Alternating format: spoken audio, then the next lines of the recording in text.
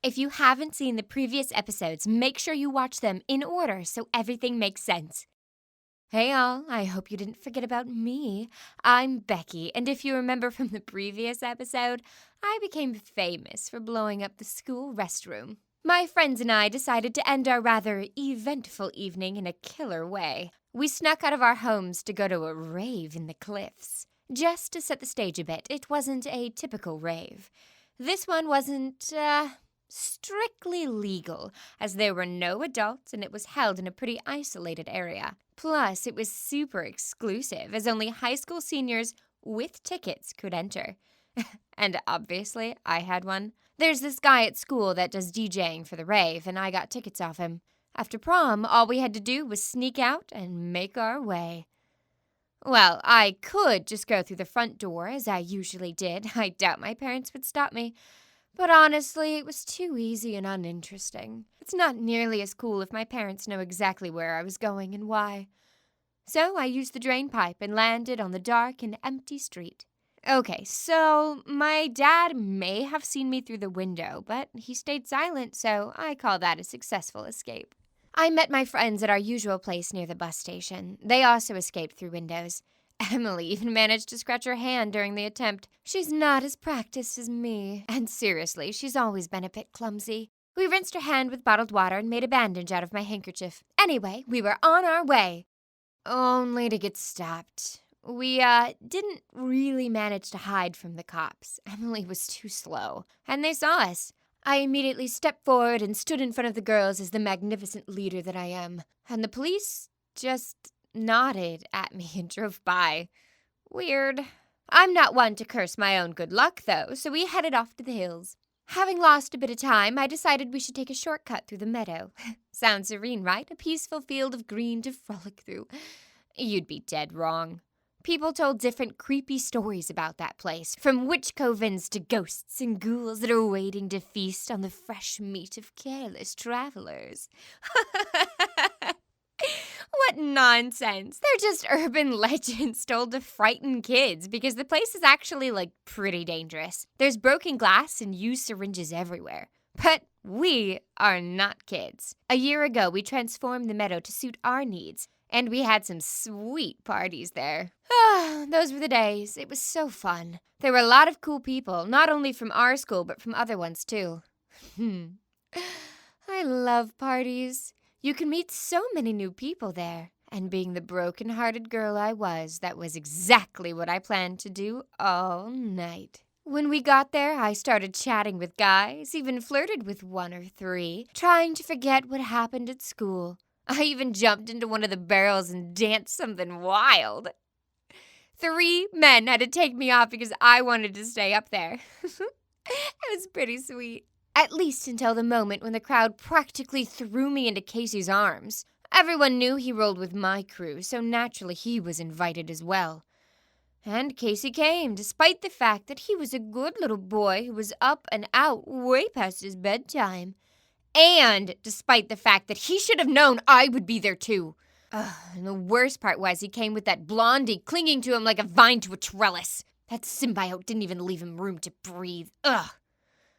Casey tried to shout something, but I quickly squirmed my way back into the crowd and did everything I could so I wouldn't have to face that traitor again. Thankfully, I gave him the slip for nearly the entire night. However, I'm pretty sure he was looking for me the whole time, so unfortunately, we ended up having to talk after all. There wasn't much space to play extreme hide-and-seek on those cliffs, so at the end of the night, Casey appeared in front of me again and tried to explain away his behavior. I couldn't even guess a proper excuse that he could come up with for abandoning his girlfriend when she was in the hospital. But no matter what he said, it would have been better if he remained silent. He came to me without that blonde parasite. He was looking like a sad puppy and started murmuring something about his parents being against our relationship. He said Grace is a cool girl and I should understand. Oh yeah, like it's my job to try and understand his perspective and all the pain he went through. And he even said that we could still be friends. Disgusting. Enraged, I grabbed the closest senior that happened to be next to me, linked arms, and started kissing him. The rando guy was surprised but didn't resist at all. But surprisingly, Casey didn't leave. He just looked even more miserable and guilty. Good. So, I gave him a black eye so he'd get the hint that he wasn't wanted. Then I blew on my knuckles while Casey was desperately running around trying to find some ice. What did he expect? But I'd be lying if I said it wasn't painful to hit him. He did have a pretty cute face. After that, I felt my throat close up and my chest began to ache like my ribs were cracking. I couldn't breathe. I fainted. No. In case it wasn't obvious, I ain't no tender Victorian lady who loses consciousness all the time. There were some strange noises in my head before I was hospitalized, and after, well, I was told it was clearly a result of stress. But me? Be stressed? Either way, it was weird that my body started taking everything so seriously. I had to gather my composure. I didn't want to look weak and traumatized by Casey. And I especially didn't want him to see me in a condition like that. I was going to look independent and unfazed, though the headache was terrible. I was committed to being carefree and just having fun. I danced like it would be the last time in my life.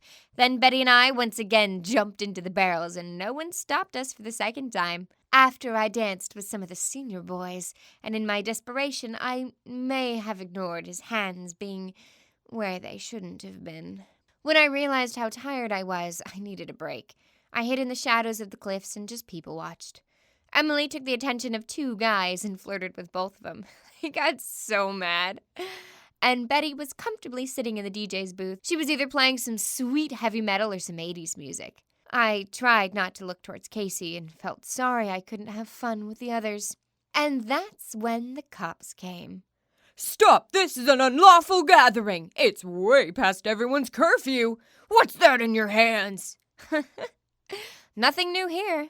Suddenly, Casey appeared in front of me again and pulled my hand. Reflexively, I followed him, and then when I came to my senses, I started to hiss at him, saying that he was out of his mind thinking I would go anywhere with him. He hissed back and told me he knew a way to escape the party and stay unnoticed. Normally, I'd go without hesitation, but my girls were still back there. I wasn't a sleazeball that was going to abandon them because my inner code of honor wouldn't let me. I was their leader, after all. So I yanked my hand free and said, "Cut the crap! You betrayed me, betrayed everyone! Like hell I'm gonna follow you!" And joined the crowd to surrender. Casey escaped to the cliffs. No surprise there. Coward. You may call me a fool because I came back. I should have just run when I had the chance, but honestly, I didn't care much. What could they do? Put a record in my file? My parents would understand me, and they would make a deal. But I should still save my friends and try to help them, or at least I should be near them. I knew firsthand how unpleasant it was to be abandoned, to be thrown away. So we ended up at the police station in the adult detention cells. The cops didn't have any right to put us there, as we were juveniles, but they didn't have any other option either. There were just too many of us. One time someone started to play the guitar, and we all started this, tragic, sad song about unjust imprisonment. Really, we were just trying to get a rise out of them, and the police officers did laugh at first. But they warned us they would consider this refusal to cooperate with police and put it on our record, too. We didn't stop. I yelled at the cops to let us go, and also may have screamed something about starting a revolution. Surprisingly, I did get a reaction with that. One of the officers opened the cell and offered for me to leave, being totally serious. I was so surprised that I stayed rooted to the spot, not leaving the cell. Then the parents started to come. They took their kids, and finally only Betty and I were left. Emily's mother took her home, promising to tear off her leg so she couldn't ever leave her room. Yikes. Some police officers even gave us hot chocolate and a bunch of blankets. They told us to try and sleep a bit because our parents wouldn't answer their calls. At last, it was time to pay for our disobedience. Well, I didn't hear anything new from my parents. They just whispered something about trying everything while you're still young. And Betty's parents, woo-hoo. After the, incident with the school restroom, I finally started noticing her parents weren't as understanding or forgiving as mine. I didn't eavesdrop, mind you. I was just standing there. It's not like I could go anywhere. I was in a cell. And Betty's parents talked rather loud. I heard that Betty was blamed for breaking her restriction and leaving the house. They also said something about safety and a reputation which is built in childhood. Nonsense. Then they pointed at me and tragically asked Betty whether she wanted to end up like me. That particular observation piqued my interest. What did they mean by that? I haven't ended up like anything yet. What was their point? Sure, I can be a bit naughty, but it's not like I was the sole mastermind behind everything we've done. My friends were also quite creative. And I said exactly that to them without making eye contact. And suddenly something quite strange happened. My mother looked at Betty's mother angrily, and she looked away guiltily and then apologized. She didn't yell or try and get back at me. She apologized. You should have seen our faces at that moment. Betty and I were shocked. Unfortunately, the apology didn't help Betty much. Her parents apologized to me, but they definitely weren't going to forgive their daughter. They started to lock her in, and being aware of the way she escaped, hung a grate on the window. They began to follow her to school and back, and even signed her up for language courses so she wouldn't have a minute of free time. It's a little crazy. But to be honest, that kind of felt, reasonable, I guess. Even I had guessed that her parents wanted the best for Betty, but with that line of thinking, a question popped into my head. What about my parents? Do they care about me? I thought about my life up to that point, and I didn't really understand anything while I was lying there on the couch in my room. No, I've always known that my parents were cool people that allowed me to do whatever I wanted, but my friends' parents also seemed to be pretty cool. They didn't punish their daughters for experimenting with their appearance or overly chastise their sons for getting into shenanigans. How should parents react to their children escaping from home or attempting to blow up the school restroom? Or I guess in my case, successfully blowing up said restroom.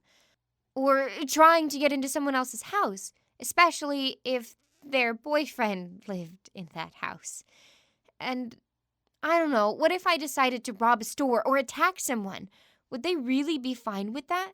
I had a lot of questions. Mainly, why was I so special? Why did every adult treat me differently? But no matter how arrogant I was, the thought of something weird and creepy happening around me or to me, honestly, freaked me out a lot. Make sure to subscribe so you don't miss the next episode.